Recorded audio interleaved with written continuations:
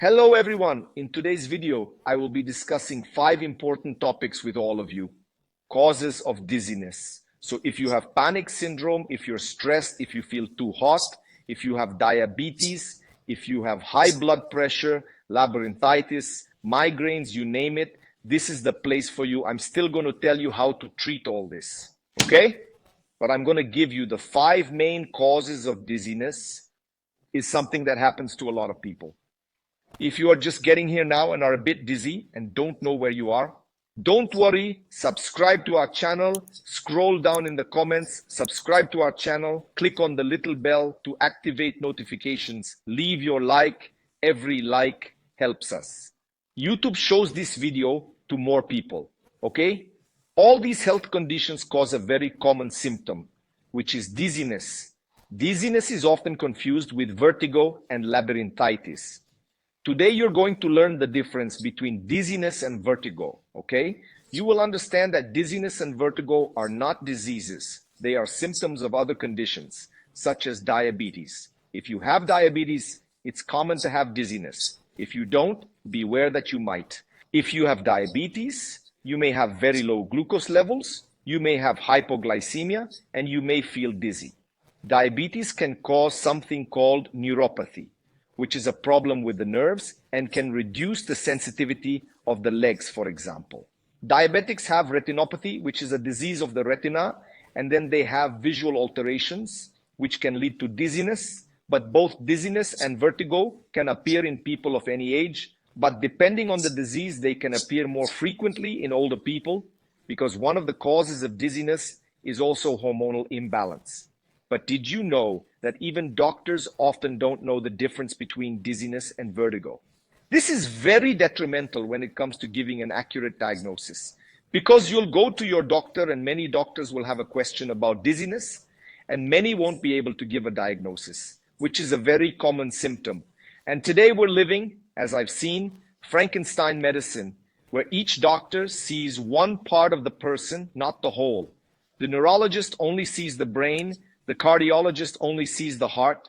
The diabetic only sees the blood glucose levels. So, for example, there are certain types of stroke that manifest themselves with vertigo, and the patient should be concerned if it's the first episode and it lasts for more than half an hour.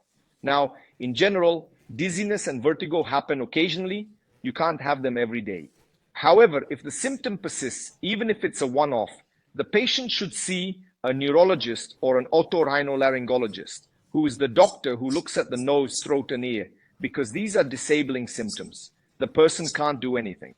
To close this section, you'll need to understand the difference between dizziness and vertigo. Dizziness is a symptom that is expressed by the patient in various ways, such as, "Oh, doctor, I'm feeling unwell, I'm feeling weak, I've got a hole in my head, I'm in agony, I'm feeling giddy." It's a sensation of falling, but not really falling. It's a blurring, it's a darkening of the eyes, a feeling of fainting, of an empty head.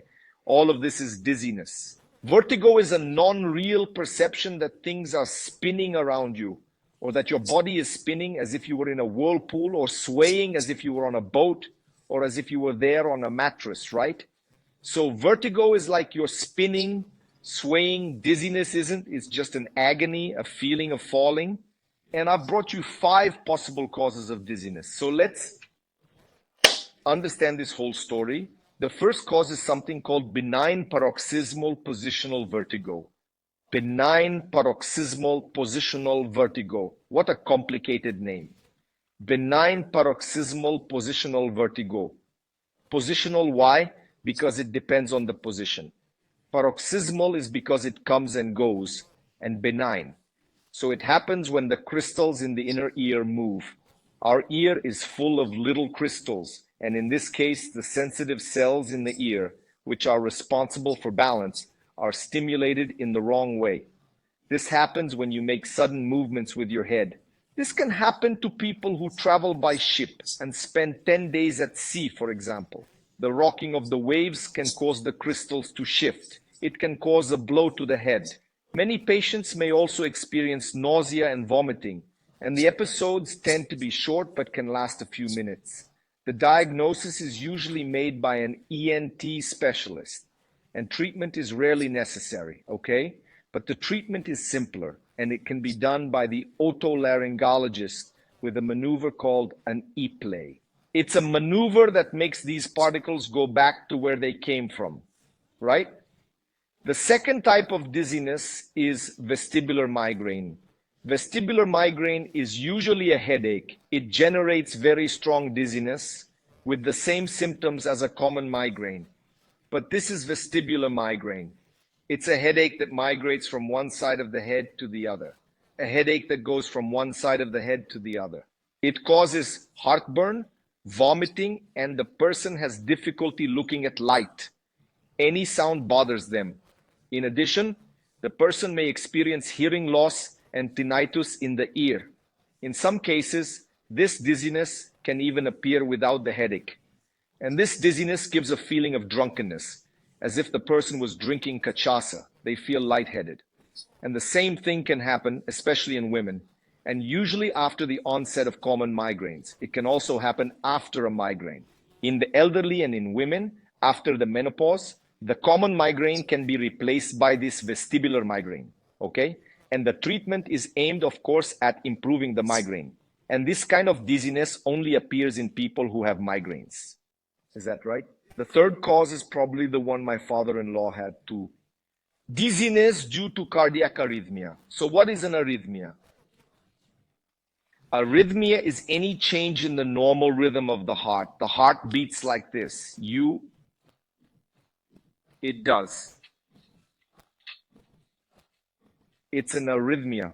Any alteration in the normal rhythm of the heart, there's atrial fibrillation, which is the atrium, the top part of the heart shaking. It doesn't even beat. It goes like this. There's cardiac bradycardia, which is the heart beating slowly. There's a heart attack when the heart is beating fast. However, not all types of arrhythmia cause dizziness. Most don't even cause symptoms, but there are cases that do. This happens because there is a decrease in the flow of blood to the brain, mainly due to atrial fibrillation, which is what I told you about, which is when this part of the atrium, the layer of the heart, the cavity of the heart shakes. Then the heart can't pump the blood satisfactorily to the whole body, including the head, causing dizziness, sudden swings in blood pressure, and a feeling of imbalance. The fourth cause of dizziness, which is what many people here have, is orthostatic hypotension. So what is it? You're coming up with a lot of complicated names. It's your pressure dropping when you stand up. The pressure drops. It's nothing more than a sudden drop in pressure when you move or stand up quickly. This is very common. So imagine elderly people take a lot of medication. This can happen even more. It can happen because of a problem in the cardiovascular system, in the heart, which can lead to a fight between the heart and the brain. But it can also happen, for example, with the wrong use of some medication, or even the side effect of one or more drugs. Do you know what else can cause this? Lack of hydration. Guys, look at this. Elderly people aren't that thirsty. Elderly people take a lot of medication. So the side effects of the elderly's medication plus dehydration can cause this. Then they are recurrent victims, and they can even faint and get up to go to the bathroom. Just look at the sequence. The elderly have a problem, especially men. The elderly have a prostate problem. Get up to go to the bathroom. Get dizzy. Falls and breaks his femur. That's the beginning of death. Don't be prejudiced against using a walking stick. Do everything you can not to use it, but if you need it, use it, regardless of whether you're 50, 60, or 70. So we mustn't neglect this. The diagnosis of this type of dizziness is made through careful clinical assessment. The doctor has to stop being lazy. The word is laziness. The elderly person needs to be assessed with love by a geriatrician who looks at all the medicines one by one and always thinks about what I'm going to take off this list. What am I going to take off this list? If your doctor, whom you take to your father, mother, or your own, is too lazy to look at your medicines, to evaluate them, and I understand that, the consultation is quick. The elderly person arrives with a box this size of medicine, a folder this size of tests. The doctor doesn't have an hour to look at it, but you need to talk to your doctor. You need to have that doctor examine you, even if it's private, because he has to see the tests. And there are even some tests to see how the pressure responds to changes in posture. The doctor has to measure the patient's pressure, especially if they have these complaints lying down and then sitting up to compare whether there is a significant drop in pressure when they change position. My father-in-law did it. I talk about him a lot. It's because I've been with him a lot these days. He did a test called the tilt test. I'd never seen this test before. The patient lies on a bed and the bed changes position until he's like this with a cardiologist in the room. And he sees the electrocardiogram and he checks his blood pressure. Finally, there's labyrinthitis. Many people confuse labyrinthitis with dizziness. This disease, this inflammatory condition, it's inflammation of the labyrinth. The labyrinth is a structure of the inner ear. Our ear has three parts: the outer ear, which is the ear, and this little part on the outside, which has the little hairs, the middle ear, and the inner ear. The inner ear, the rest is inside the head. It's responsible for our balance, for our hearing, and this inflammation in the labyrinth. There's a little thing like this. It looks like a labyrinth full of liquid. It could be caused by a virus, a bacterium, use of medication, or some head trauma, or even everyday stress. Problems cause labyrinthitis. The common symptoms are loss of balance, which can cause you to fall, which can be accompanied by nausea, tinnitus in the ear, a feeling of pressure.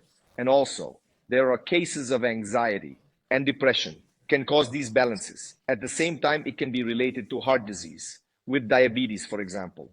Dizziness, too, is associated. The consumption of fried foods with vegetable oils, soybean oil, corn oil, sunflower oil, canola oil, that's not all. There's also too much sugar and caffeine. You who drink coffee all the time, alcohol, and the highest incidence of cases, it's women.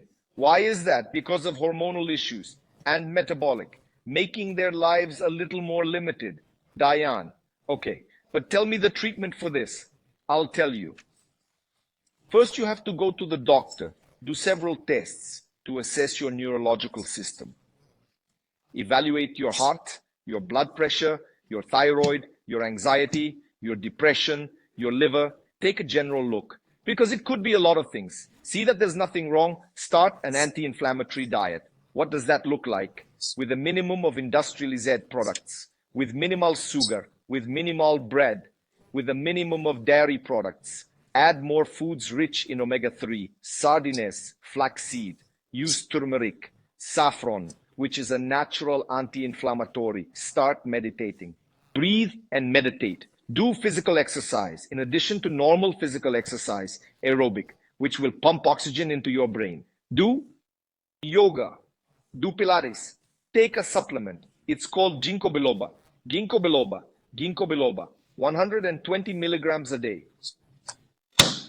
Kiss for you. Stay with God, okay? Bye, guys.